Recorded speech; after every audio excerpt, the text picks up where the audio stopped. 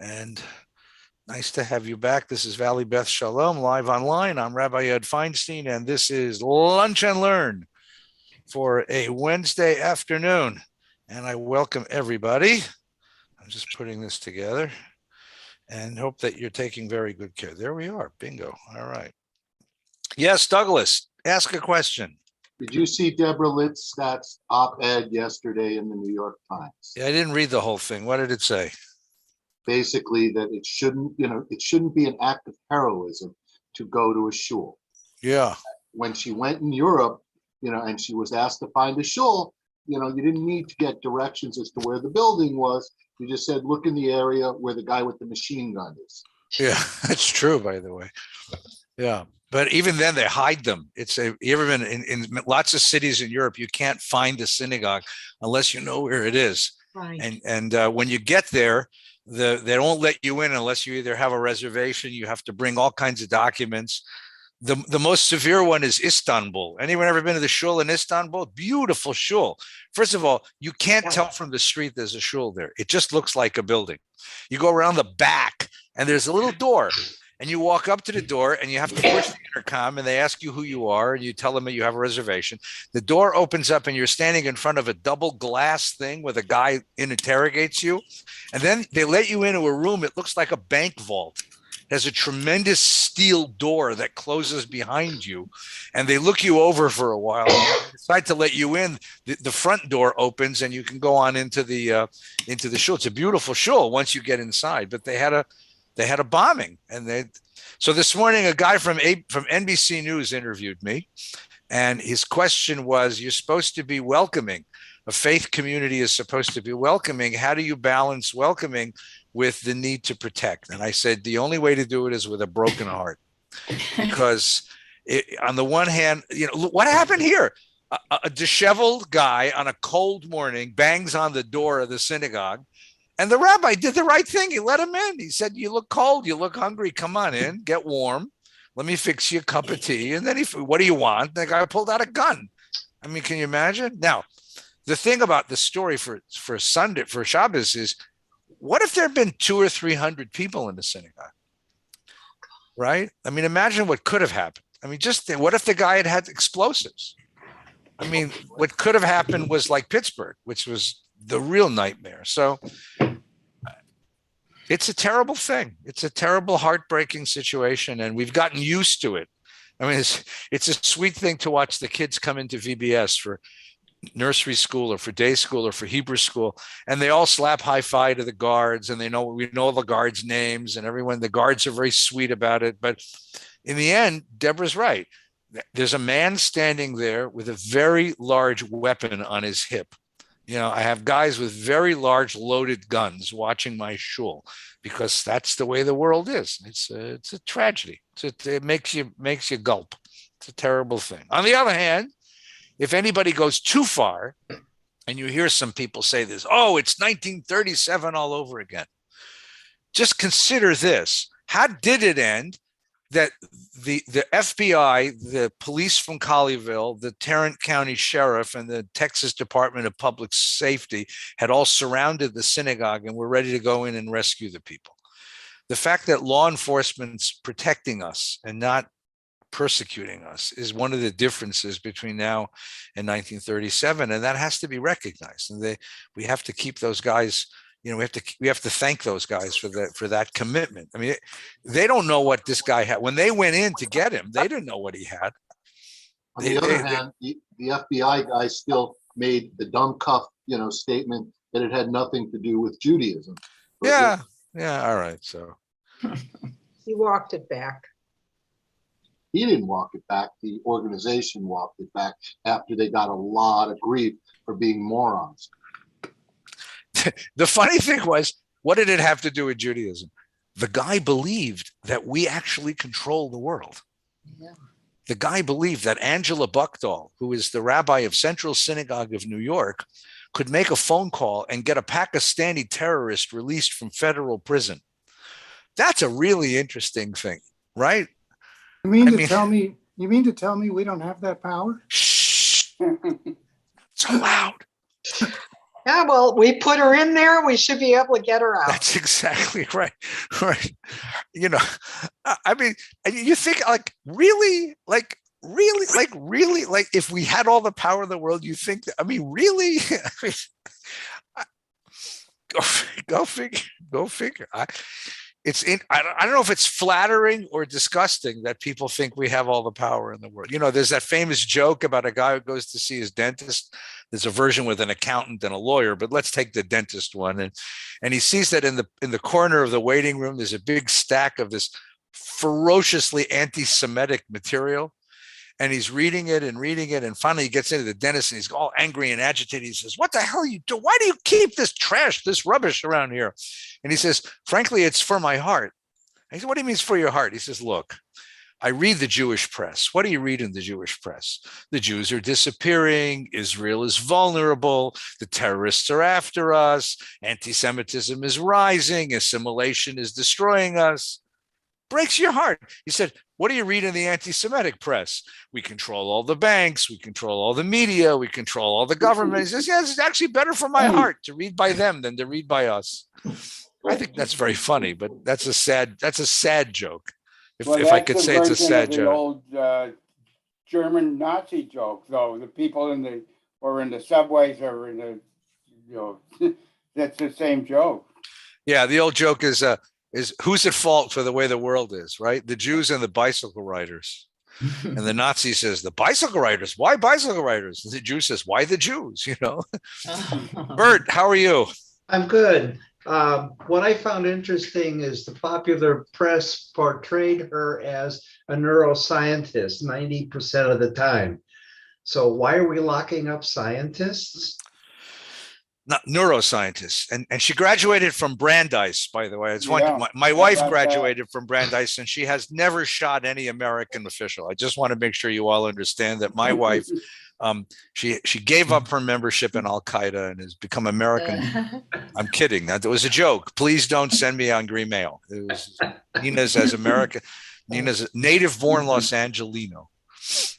All right, folks, it's good to see you. Let's do some learning together. It's really good to be together. So we have spent the last 2 years learning the closing books of the Bible.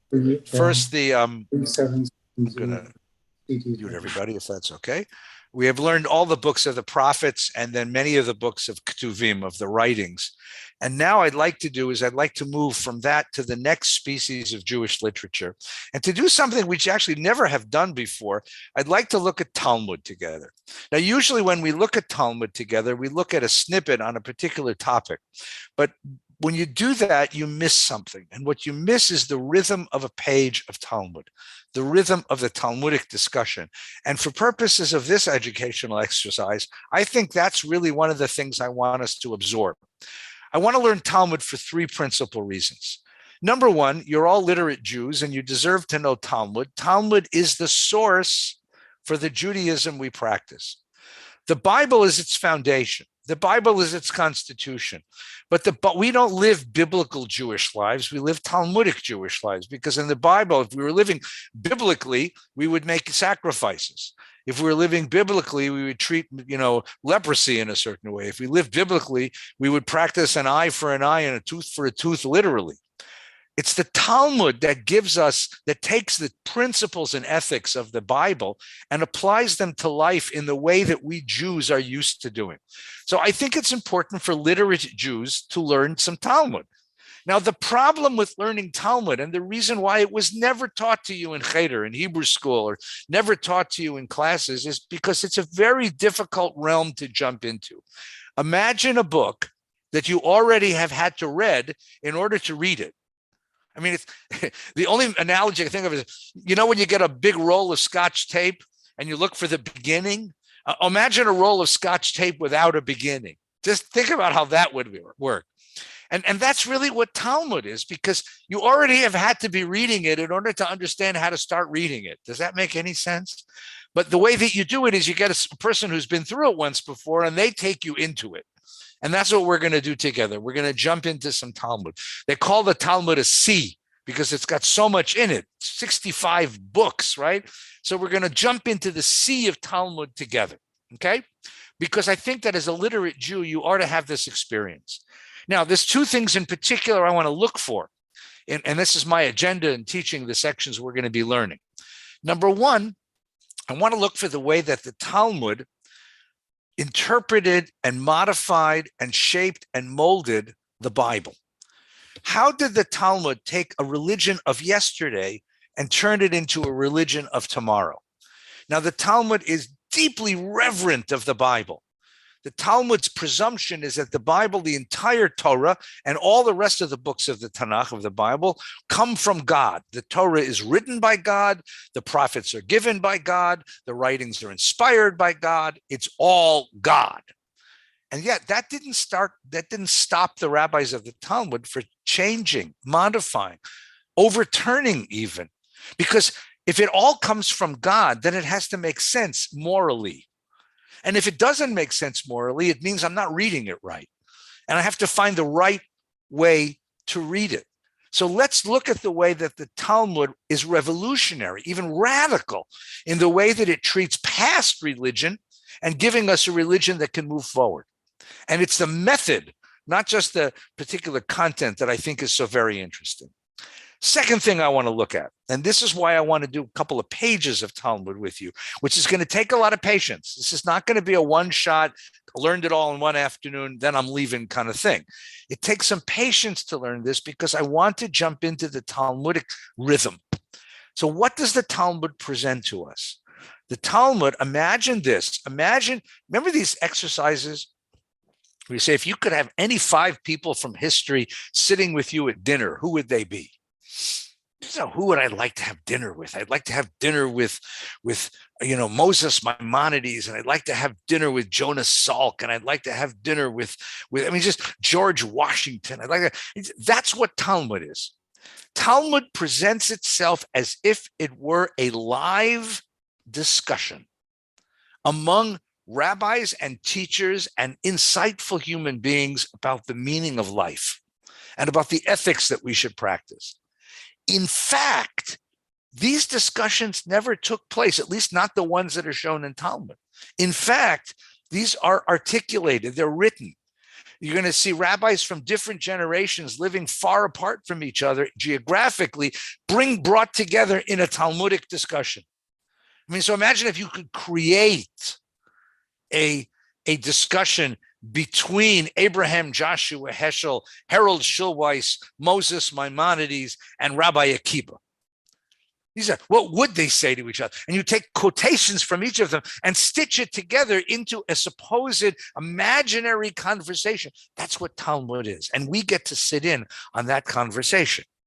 But what you get when you read the conversation is the way in which this tradition was able to encompass and embrace multiple perspectives, multiple opinions, and still have a unified community.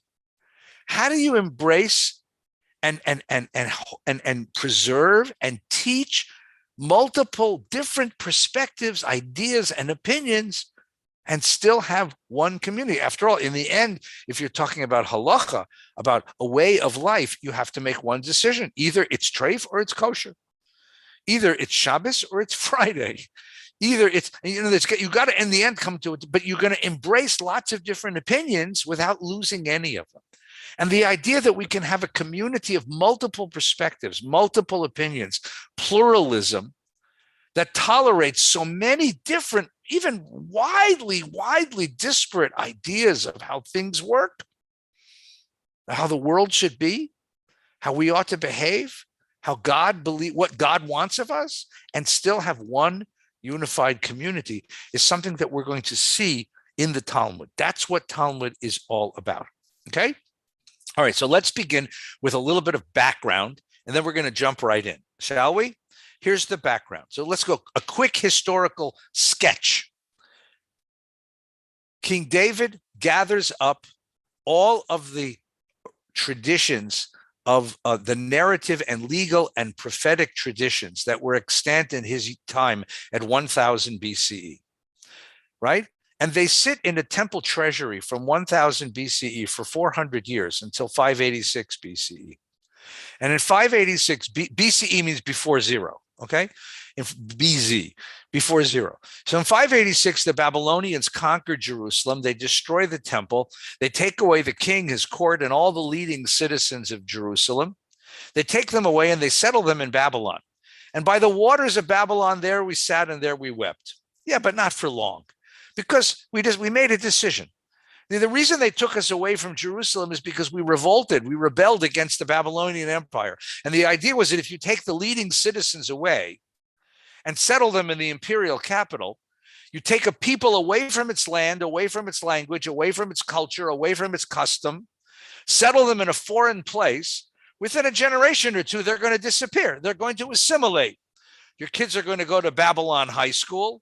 They're going to go to football games on Friday night. Your daughter's going to date the captain of the football team. They're going to go to McBabble's on Friday night to drink milkshakes and eat hamburgers. And after a generation, there's going to be no Jews left. And that's what the Babylonians were hoping for, because that's the way it worked in the ancient world. If you were separated from your land, from your home, from your culture, from your language, you disappeared into the mix of populace. And it worked with everybody. Except one people, you stubborn Jews. You invented an idea that no one had ever considered before. The idea of diaspora, that your homeland could be there and you could be living here and still live as a self-identified Jew with a coherent culture. That while you spoke Babylonian, or in that case Aramaic, out on the street, you spoke Hebrew, you spoke the inside language in your home. That you dated your checks on the Babylonian calendar, but you kept your own Jewish holidays on a Jewish calendar. That you participated fully as a citizen of the outside world, but when you came home, you lived a fully Jewish life. This idea of diaspora was unknown in the ancient world. We invented it, because we got stubborn and we said, we're not going to give up who we are. And how are we not going to give up who we are? Well, we did several things that made it possible. The first thing we did was take the extant traditions of our collective wisdom, edit them together into a book. We took the Northern folk tradition and the Southern folk tradition and the priestly tradition and the prophetic tradition, and we edit them into a book, and we published the book, and we called the book Torah. Torah, our teaching, our wisdom.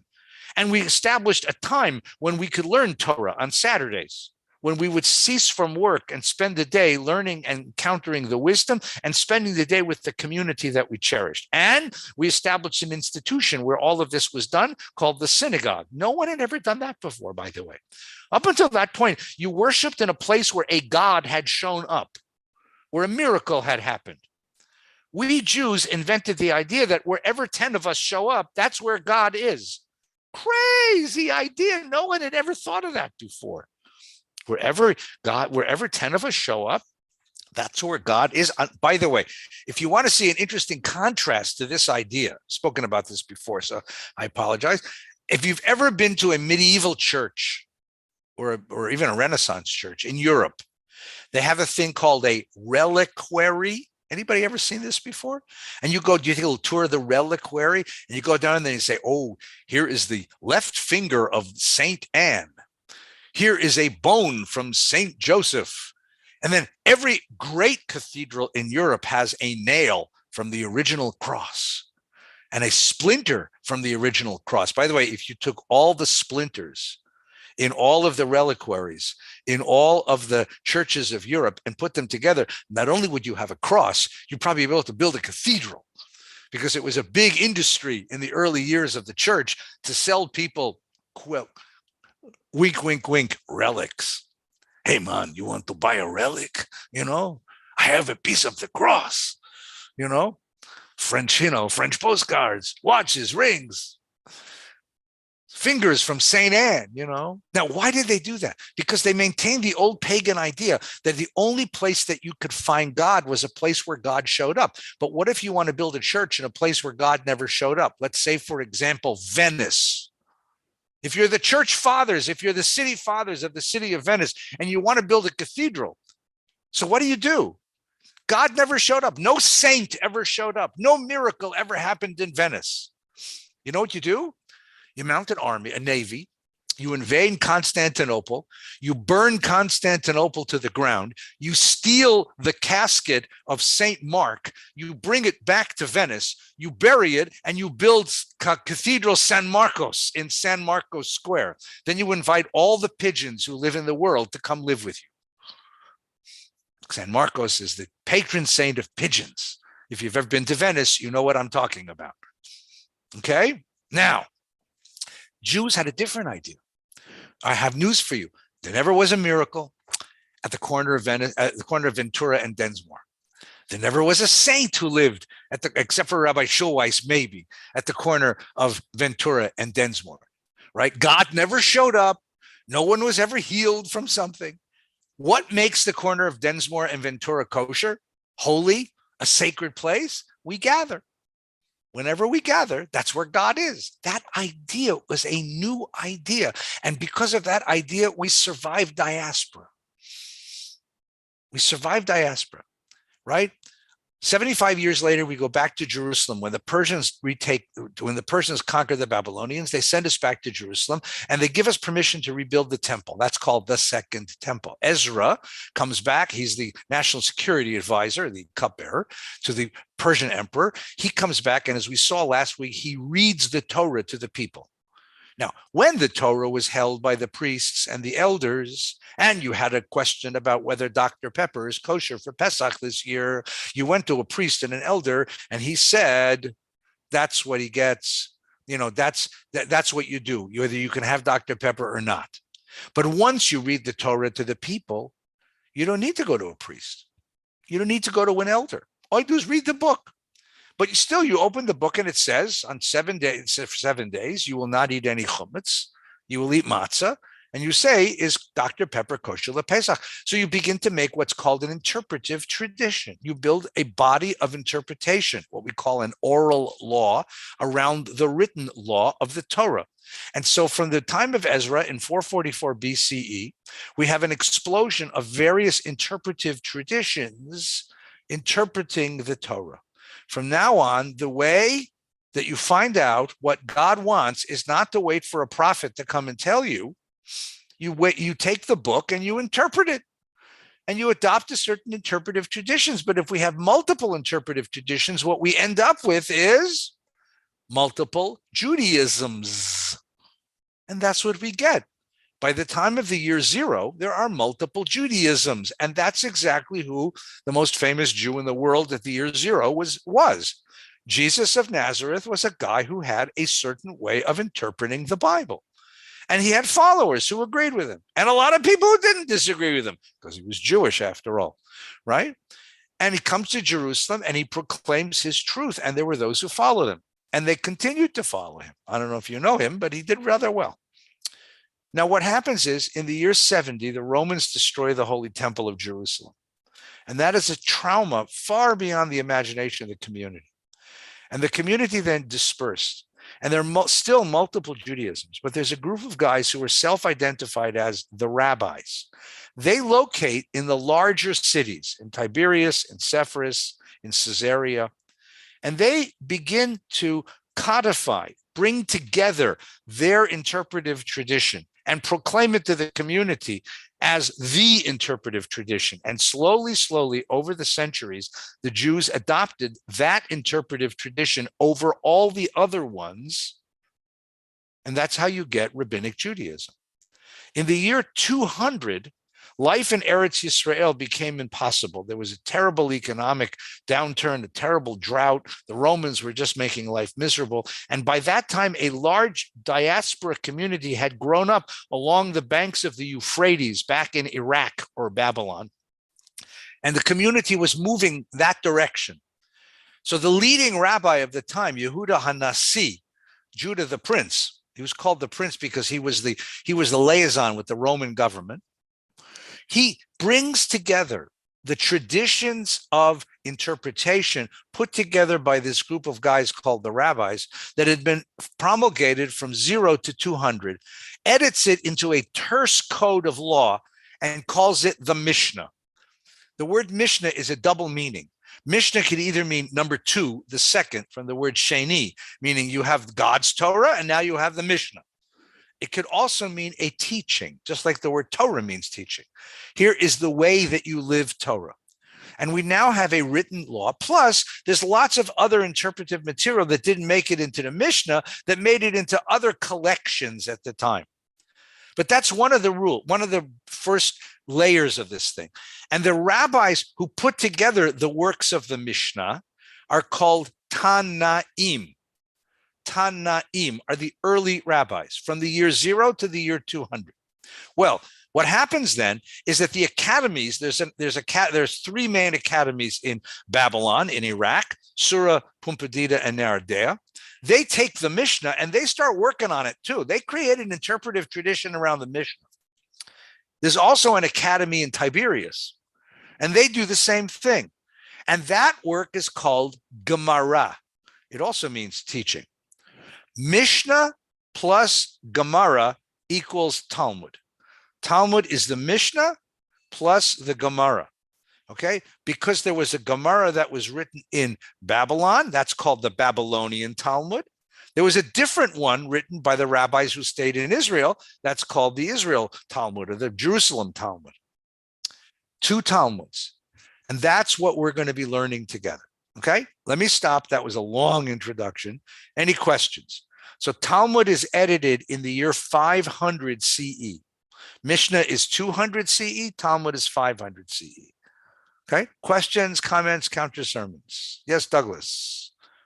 Who wrote the Talmud? Is there an author? Is there somebody? You just said Judah Hanasi compiled the Mishnah. Who Yeah. wrote the Gemara?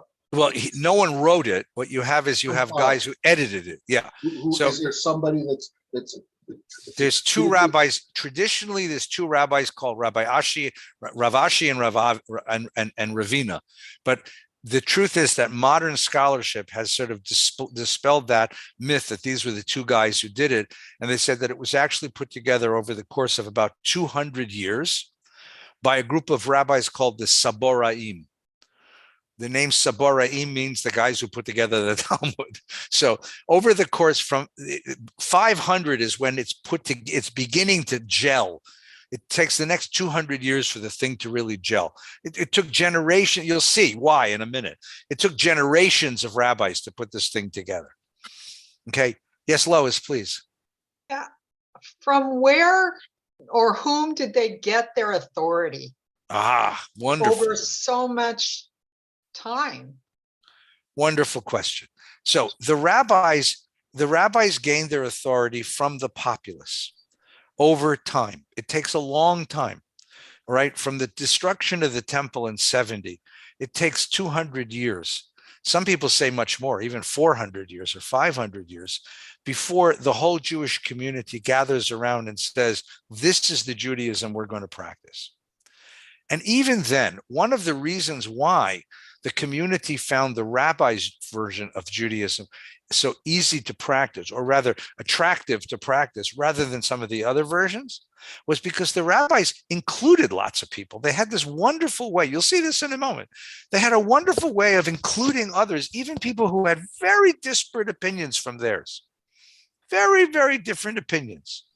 And so it takes it basically there's no like authority structure.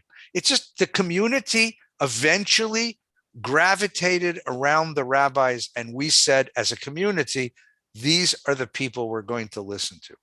These are the people whose Judaism we're going to practice. Now, the destruction of the temple had something to do with that, because if you had built your Judaism around worship in the Holy Temple, that was gone because the temple was gone. If you had built your Judaism like the Dead Sea Scroll people did, around an ethic of celibacy and an expectation that the Messiah is coming tomorrow, that was wiped out pretty quickly too. No Messiah, and celibacy doesn't make for big families, okay? If you built your Judaism around the teaching of Jesus of Nazareth, as was told and interpreted by the writers of the gospel, you adopted that and called yourself a Christian. And that's the same thing happened at the same time. It took several hundred years till the community gathered around the rabbis and said, these are the guys that we're going to follow. And I tell you how you know this. I think were you with me on the last trip to Israel? Okay, so you remember, we were in the city of Tiberias, which is a beautiful city next to a lake. It's a big resort town with good fish restaurants. Up the hill a little ways, there's a synagogue, an ancient synagogue, 2nd century synagogue. That's right. They have just uncovered it. And there's a beautiful mosaic floor in the 2nd century synagogue. And guess what the design is on the floor? Well, it's a synagogue. Must be Torah pictures of Torahs and pictures. No. Guess what's on the floor? Remember what was on the floor, Lois? What was on the floor? The astrology. Yes, the zodiac. Zodiac. A complete circle of the zodiac. And in the middle of it was the sun god, Helios. You say, what the F is a sun god doing on a synagogue floor? Yes, that's the question. So what do we know from that? What we know from that is that in the 2nd century, not everybody was a rabbinic Jew. The rabbis would never have allowed that. There were many different popular interpretations of how to live as a Jew, and the people who built that synagogue were not rabbinic Jews.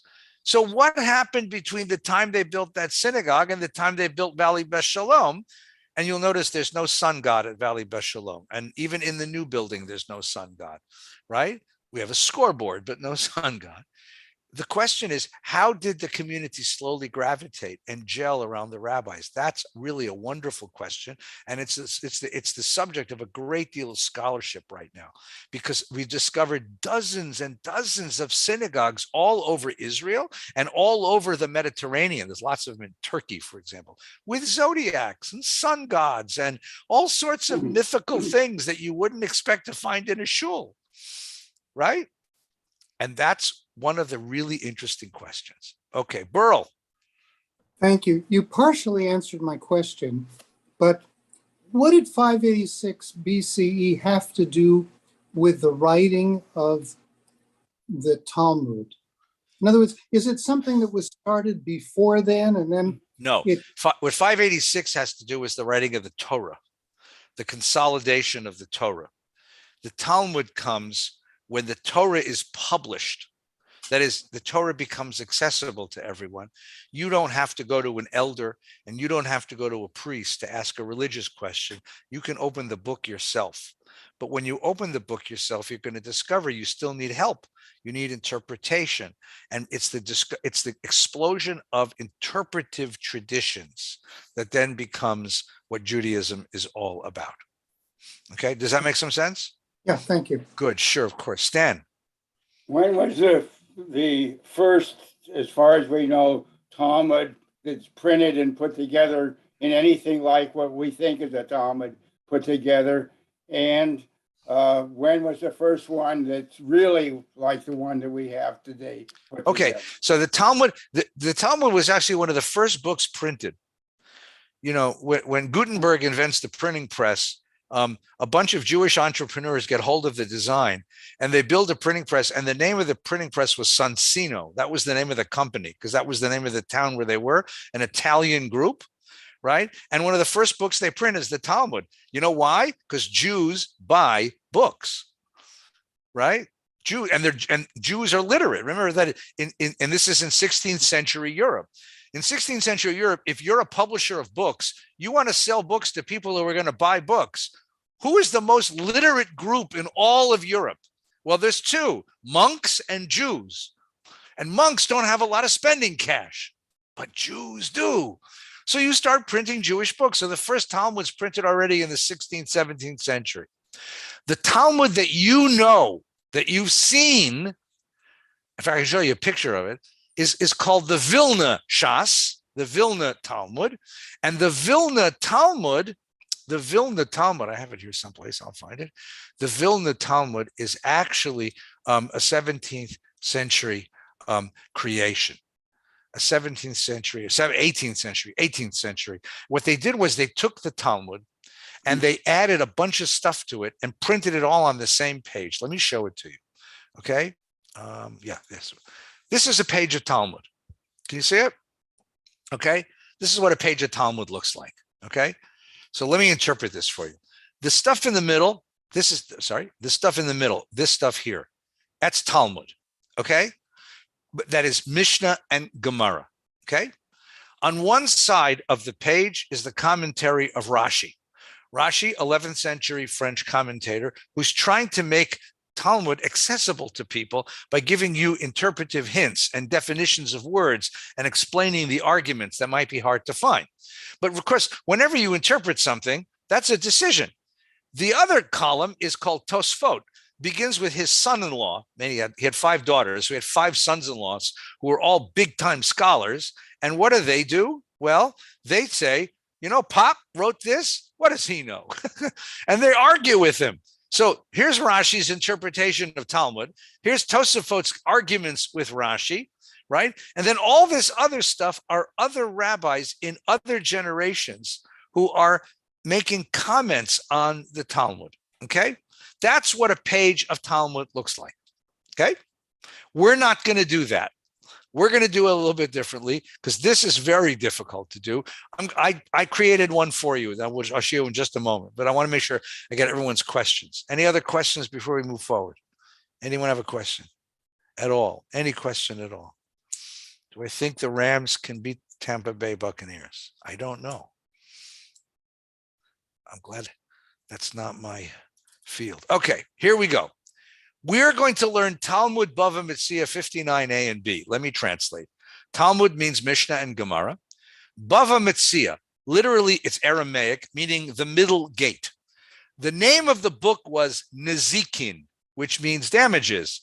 People suing people, Jews suing Jews. It was so big. The book on Jews suing Jews was so big, they had to divide it into 3. Bava Kama, the first gate, Bava Metzia, the second gate, Bava Basra, the third gate. Okay? It's a 3-part Jews suing Jews. And then every page of Talmud has a number, and the page of Talmud is what's called a folio. It has 1 side and 2 sides. Remember the old vinyl record albums? You got to be my age to remember that. So it has an A side and a B side. We're going to start on 59A and move on to 59B. Everybody good with this? Ready? Now, this part isn't in the Talmud. I gave this to you. Here is the Bible that we're going to learn. And I put all biblical texts in italics, so it's easy to find. This comes from the 25th chapter of Leviticus. And it's dealing with the Jubilee year. Remember, the law was that in the Jubilee year, for every 50 years, every 7 years, you let your land lie fallow. In the 50th year, you have a special. In the 50th year, everybody returns to their ancestral holdings. It's like playing Monopoly. And after a certain amount of time, you push all the money, all the houses, all the hotels into the middle, and all the properties into the middle, and then you divide them out again. Everyone's easy. That's what the Bible wants us to do. In this year of Jubilee, each of you shall return to his holding. When you sell property to your neighbor or buy it from a neighbor, you shall not wrong one another. In buying from your neighbor, you shall deduct only for the number of years since the Jubilee. And in selling, you shall charge only the remaining crop years. So if everything is owned only for the period of 49 years, you really don't own anything except your own land. If you buy land, you're not actually buying it. You're just leasing it up until the 50th year. So if it's the 30th year of the cycle, you're only leasing it for 20 years. If it's the 40th year, your lease is only 10 years, right? That's the way the Bible wants to imagine. That's the way the Bible wants to imagine property being transferred, right? But now the Bible knows there's going to be some issues here, right? What's the issues? If I know that I'm only borrowing, I'm only leasing for a number of years, well, I might not want to sell, or I might charge you too much or too little. And this becomes a problem, okay? So now, everybody ready? This okay? So here we get Mishnah. Now, this Mishnah is going to look at this line. Do not wrong one another, but fear the Lord your God. Everybody see that? Do not wrong another, but fear the Lord your God, for I, the Lord, am your God. Okay? And the Talmud is going to ask the following question. Just as there is prohibition against doing something wrong in buying and selling, which is the previous Mishnah, The previous Mishnah talks about all the different ways you can be defrauded or you can defraud somebody in commerce, all the ways you can cheat. And what do we do about cheating in buying and selling? Just as there is wrong in buying and selling, and the word in Hebrew for wrong is called ona'ah, so there is wrong, ona'ah, in speech. So I can defraud you by the way I sell something to you or buy something from you, but I can also harm you by what I say. And now the Talmud gives us two examples. If someone was a penitent, he did tshuva, he was a sinner and he repented, you may not say to him, remember your early deeds. And if someone is the descendant of converts, you may not say to them, remember the deeds of your ancestors. Why? Why? Because in both cases, you are hurting them using words. I can hurt you using money, but in this case, I'm hurting you using words. And they quote the verse, you will not, it's the verse we just looked at. No, I'm sorry, it's a different verse. It's a verse that says, you shall not wrong the ger, the outsider, also interpreted as a convert, you will not oppress them. Okay? Now, here comes the Gemara. That's Mishnah. That's 200 BCE. I'm sorry, 200 CE. Sorry. Here comes Gemara. And the first thing the Gemara does is cite a source, which is the same time as the Mishnah, same rabbis as the Mishnah, but for some reason, this one didn't get into the Mishnah. And they're going to use this source to help us understand what we just read. And that's why I underlined it. So here's the typography of this so you'll understand it. Everything in the dark print is translation from the Talmud. Everything in the light print is just words I've added to help you understand what's going on, to fill out the sentence, because the Talmud is very terse. Everything that's underlined are early rabbis, pre-200 CE. Everything that's not underlined is post-200 CE. And anything that's italicized is a verse from the Bible, okay? The sages taught, those are the rabbis who lived before the Mishnah, it is written, do not wrong one another, fear God, for I'm the Lord your God, right? That's what we have in our verse. This refers to verbal mistreatment. Now, wait a minute. Here's the section, folks. Does it say anything about verbal mistreatment in that section? It's talking about buying and leasing land in a Jubilee year. But the rabbis say, nope, that's not. You see, they understand Bible differently than we do. They understand Bible as having been the product of an infinite divine mind. And therefore, there are multiple layers of meaning in verses that you may not even see. You may not even see. And that's what they're going to do, is unpack those layers of meaning, right? Second of all, because God has an infinite mind, there's no location in Bible. In other words, a verse that says don't wrong one another, that happens to show up in the context of buying and selling land before the Jubilee, that doesn't matter. We're going to use that verse for whatever purposes we think it needs to be used for, because it was meant for other purposes. So they say this verse, do not wrong one another, doesn't deal with land sales before and after the Jubilee. It deals with verbal mistreatment, the way that you talk to each other. Now, so right away, the Talmud stops and says, what? What do you mean verbal mistreatment? Well, how can you say it's verbal mistreatment when everything before and after it's about monetary mistreatment? And they say, yeah, that's the point. The verse before it is about buying and selling land, right? When you buy and sell property from your neighbor, you will not wrong one another. Here it says, do not wrong one another. But this verse covers monetary stuff. This verse must be there for a different reason. So they say, right, when you say it's about verbal mistreatment, ona'at dvarim, perhaps it's only about monetary exploitation, ona'at mamon, right? And the answer, because the previous verse dealt with monetary exploitation, that means this verse must be doing something else. It must be about verbal mistreatment. So they say, okay, what do you mean by verbal mistreatment? So they first start out by giving us the two cases the Mishnah includes, right? If a guy's a penitent, that he was a sinner and he did tshuva, don't remind him of all the nasty things he used to do, right? If a guy is a descendant of converts, don't tell him, remember the deeds of your ancestors, right? And then it gives us two more or three more cases, three more examples of verbal mistreatment. If someone is a convert and came to study Torah, don't tell them the mouth that once ate forbidden meat, nevelot and trefot, like nasty stuff, vermin and creepy crawly things, now comes to study Torah that was given from the mouth of the Almighty. Right? Right? If somebody comes to a person, if suffering comes to a person, don't say it's your own damn fault. Don't tell them what the friends of Job told him. Well, you deserve it. And if donkey drivers, if teamsters come and they say, we're looking for grain to move, right? Do you know anybody who has grain? Don't send them to somebody who you know doesn't have grain. So we have 4 cases now, right? 4 or 5 cases, right? The penitent, the descendant of converts, the person himself who converted, right? The person who's suffering, and the donkey drivers.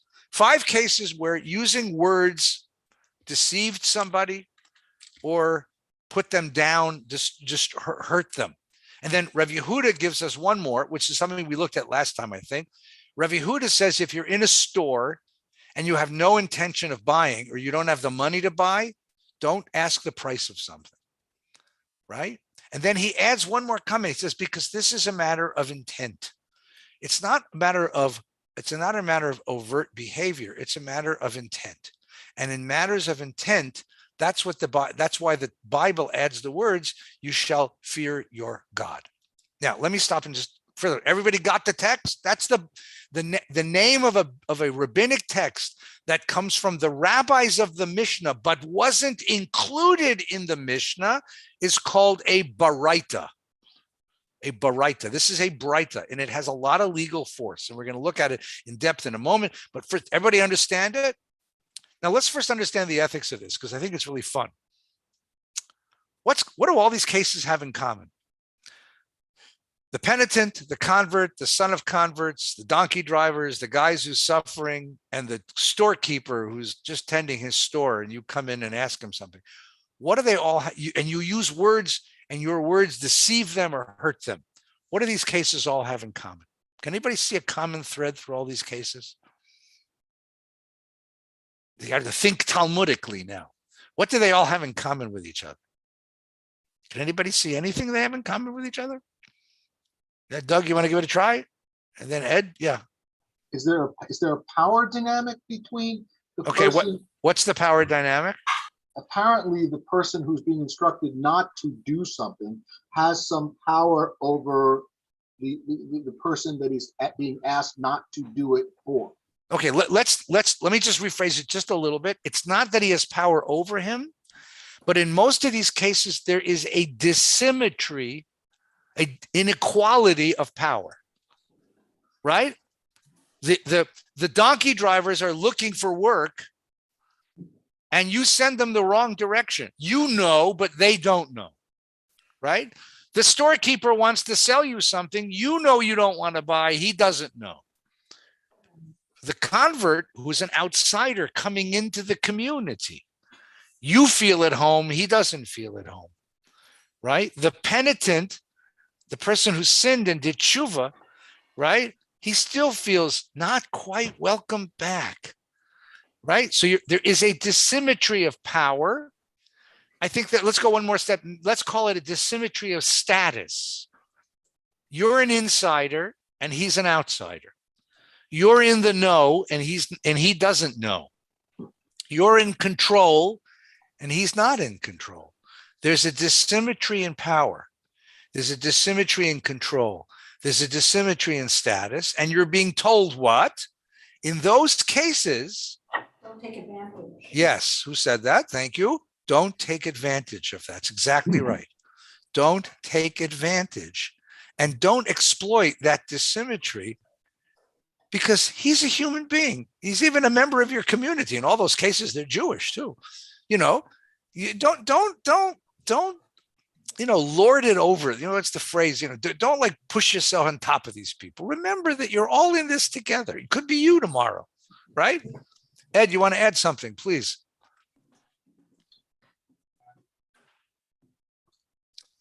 Try now. I think we can hear you. Yeah. Nothing to add. Thank you. No. Okay.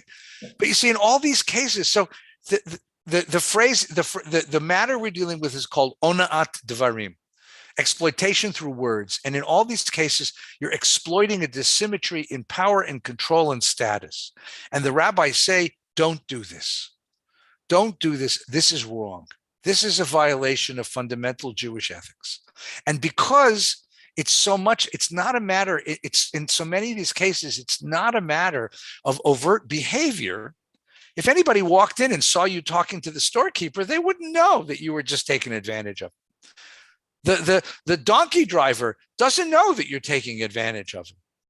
It's all a matter of what's in your heart.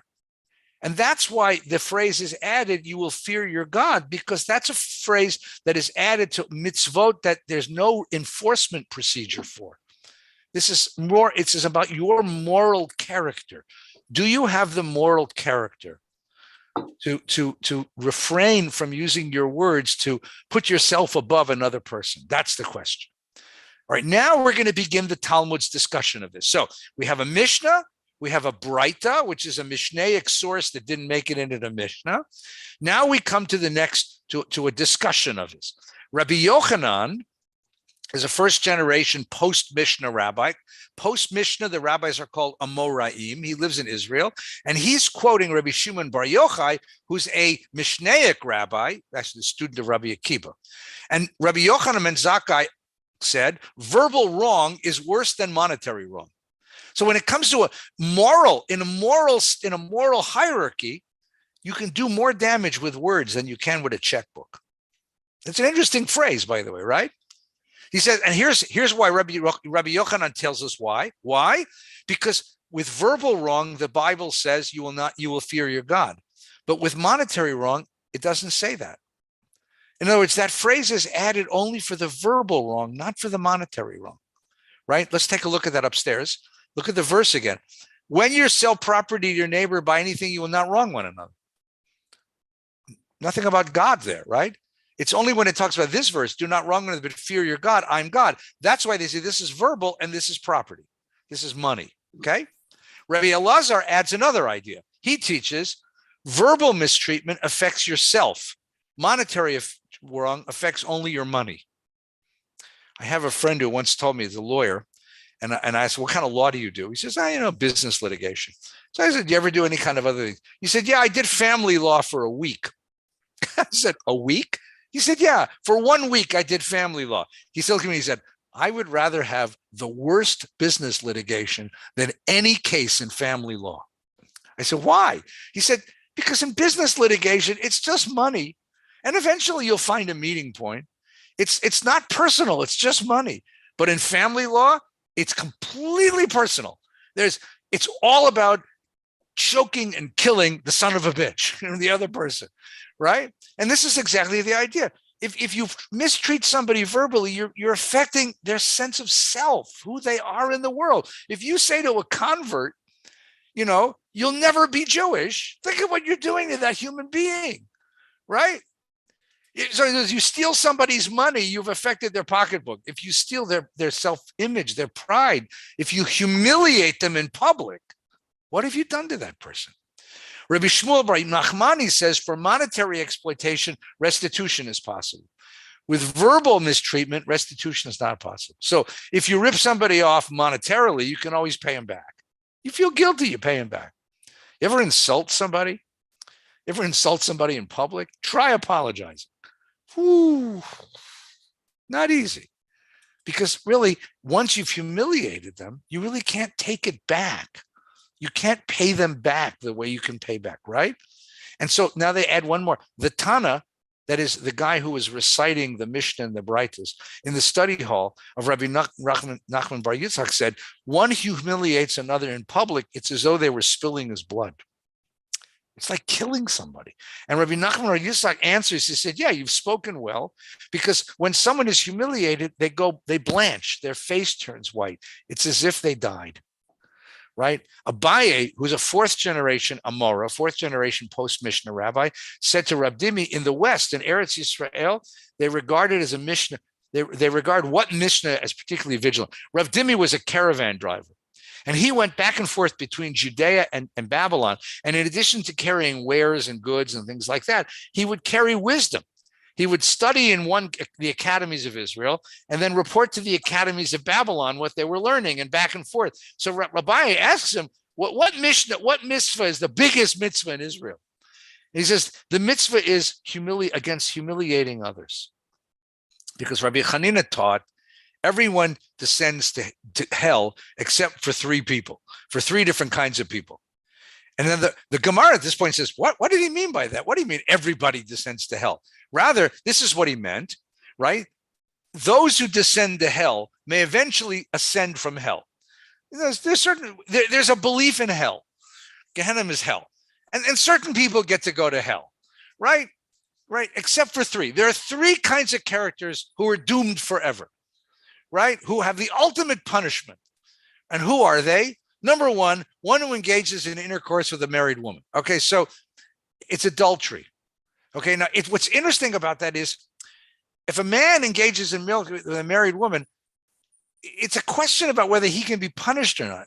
Even if he's not punished, he still goes to hell. One who humiliates another in public and one who ruins another's reputation. In other words, what are the three worst sins you can commit, whether or not you get caught? Doing your neighbor, humiliating your neighbor, and destroying your neighbor's reputation. So right away, the rabbis jump in and they say, wait, what? Say that again? So the one about having intercourse with your neighbor, that I understand. That makes sense, okay?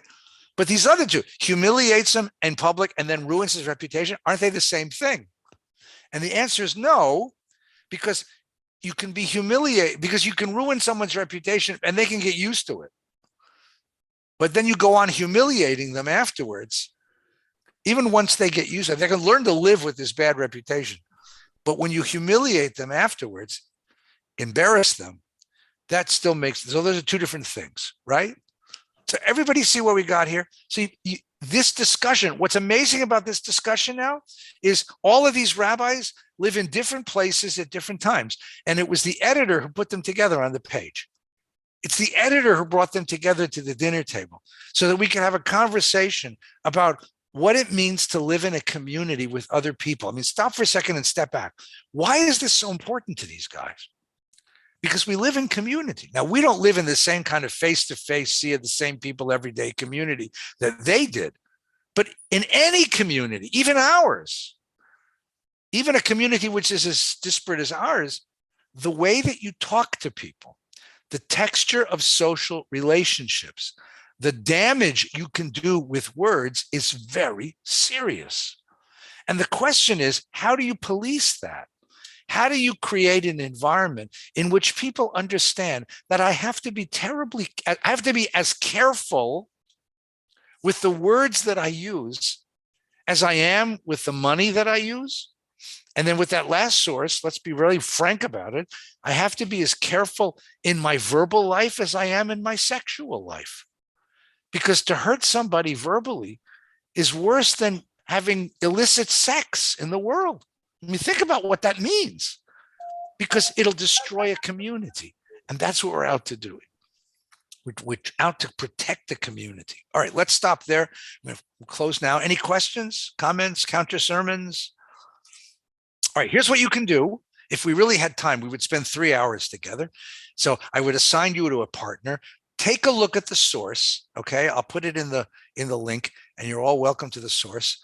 Take a look at the source and see if you can understand it, if you follow it. And next time we'll go a little farther into the source. Okay, would that be all right? And we're going to continue this way. And we'll actually do a little bit more dialogue next time. I wanted to get started on it today. Okay, I hope everybody is well and taking very, very good care of yourselves. And please take care. A couple of quick announcements, so you don't mind. This evening, College of Jewish Studies is starting. Yay! Finally, unlike we can't be in person because of Omicron. So we're going to do it online. The theme this year is Israel, everything except the politics. I mean, it comes from a realization I had, which is that most American Jews, we love Israel. We haven't the foggiest idea what Israeli life is like. because we're just separate from it. And what we end up talking about is Palestinians and conflict and wars and struggles. We don't talk about Israeli music, Israeli art, Israeli food, Israeli film, Israeli literature. And that's something we really ought to be engaged with if we really love Israel. If we say we love a place, we ought to really know what its culture is. What books are Israelis reading these days? What movies are they watching? What music do they listen to? What food do they eat? So let's enjoy it. It's on the link is online. I can actually put it up if you want. It's on Zoom, Facebook, and YouTube. Tonight, the opening lecture is Professor Melissa Weininger, who is the new Jewish Studies professor at CSUN and a wonderful teacher. Next week, Techelet from the Consulate is coming to talk about arts and entertainment. And then we're going to have Sagi Rafael, who is an art curator, is the curator at AJU, is going to be talking to us about Israeli art. Then Donnie Massing, my dear friend, is going to talk to us about Israeli music. Then we're going to have Ethan Pack from UCLA talk to us about Israeli literature. And then we're going to have one about film, and then we're going to have food in between. So hopefully we'll be back in person sometime this year. But at least tonight, we're going to start online. So you don't even have to get dressed. You can come in your gym shorts and join us online for Professor Weininger tonight. Okay? Everybody good with that? If you hang on 1 second, I will find the link because they sent it to me this afternoon. And I will find the link, and I apologize that I haven't had it right here, and I will find the link. Let me have a second. Where is it? It's here. Oh, there it is. There it is. There it is. There it is. There's the link. There's the link. There's the link. Oh, how does this work? Can I ask a question while you're looking? I just copy it. I think I can just copy it. Okay, and here's the link. Yeah, there's the meeting code and there's the password, and the link just got sent to everybody online, so you can find it there. Okay. Okay. Yeah. One more question. Sure. When you're talking about Israeli culture, Yeah. We're all, I assume that, it's about 90% of the congregation knows doodles about Hebrew that can't communicate in the language, including me. Aren't we like starting with our hands tied behind our back and understanding this? Yup. And I can say to you what, Douglas, go learn Hebrew. And you'll say to me, I don't have time to learn Hebrew. And I'll say, I understand that.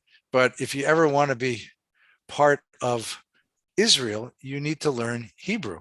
I mean, that's really true. And I don't mean that, and I know, but learning languages is difficult, takes a lot of time. It happens to be a pretty simple language relative to things like French. Okay. But listen, there's a lot of Israeli culture which is now in translation, and Israelis are very sensitive to this. Look, there's a lot around the world. You have countries of small populations, Holland, Denmark, Norway, where they've translated everything into English, and all their kids speak English because they know that's the language of the world right now. And Israel is one of those countries. So you can experience a lot of it, not all of it, but a lot of it in translation. Okay. Anybody watch Israeli television with the subtitles? You watch Shtisel with the. If you know Shtisel, it's funny because even if you know Hebrew, you need subtitles because that's not Hebrew, that's Yiddish. But the subtitles give. But the idea that there's a lot of Israeli literature in translation. Everything good is in translation. Not the same as reading in the original, but good, and music and everything else. So we'll experience it. Okay, we won't be like living there, but it'll be close. If you really want to feel like living in Israel, just go down Ventura Boulevard. Go to Tel Aviv go to Tel Aviv restaurant at about 8 o'clock on a Sunday night, and you'll feel like you're in downtown Tel Aviv. Someone will hit you in the face with their elbow trying to get ahead of you. Someone will steal your schnitzel. I mean, it's a wonderful experience. And nobody will wear a mask. And no one will wear a mask. All right, everybody. Love you all very much. Take good care, please. See you tonight.